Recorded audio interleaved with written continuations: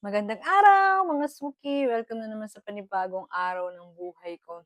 For today's video guys ay another dagdag kaalaman na naman tayo. Ito ay para lamang sa mga nagsisimula pa lamang at nais matuto.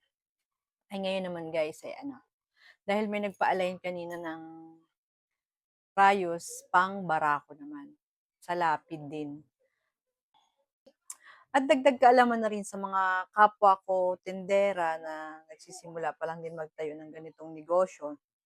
Tip ko lang sa inyo guys, sa tuwing may hihingin sa inyong piyesa na hindi pamilyar sa inyo, isusulat nyo sa isang notebook para sa susunod na hihingiin sa inyo, alam nyo na.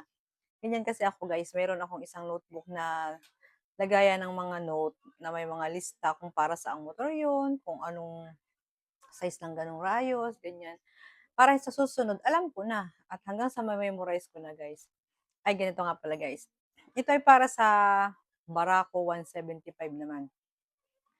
'Pag yung Barako 175 na pang-una at panghuli at by 17 yung rim, 'pag Barako 175 matic naman talaga by 17 yung rim niya.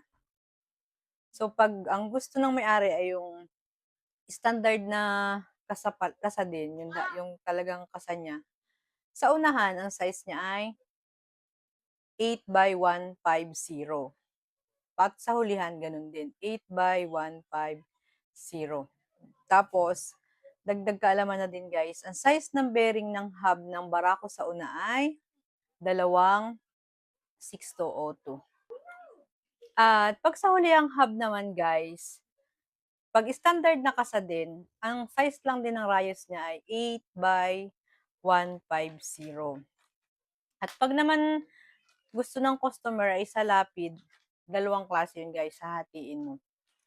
8x230 at 8x197. Importanteng alam natin yan guys, lalo na sa mga kagaya kong tindera ng ganitong talyer.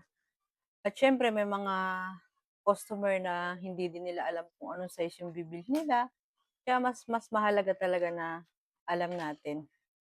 At dagdag kaalaman na din guys, pag sa hulihang hub ng barako, ang bearing nun ay tatlo. Tatlo ang bearing nun sa huli.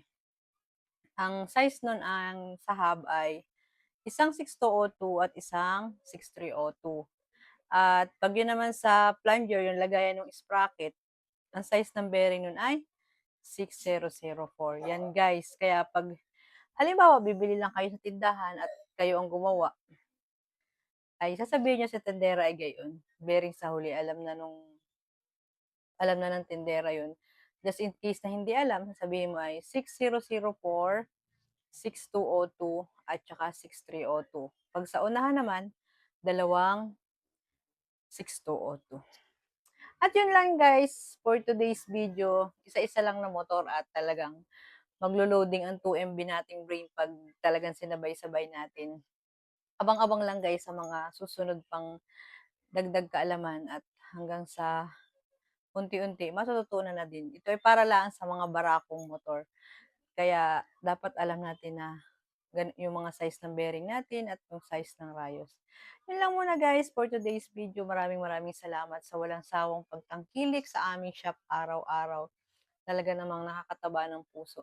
At meron pang mga dumarayo na kalapit bayan at talaga namang kahit pa paano ay talagang nakikilala na yung ating shop.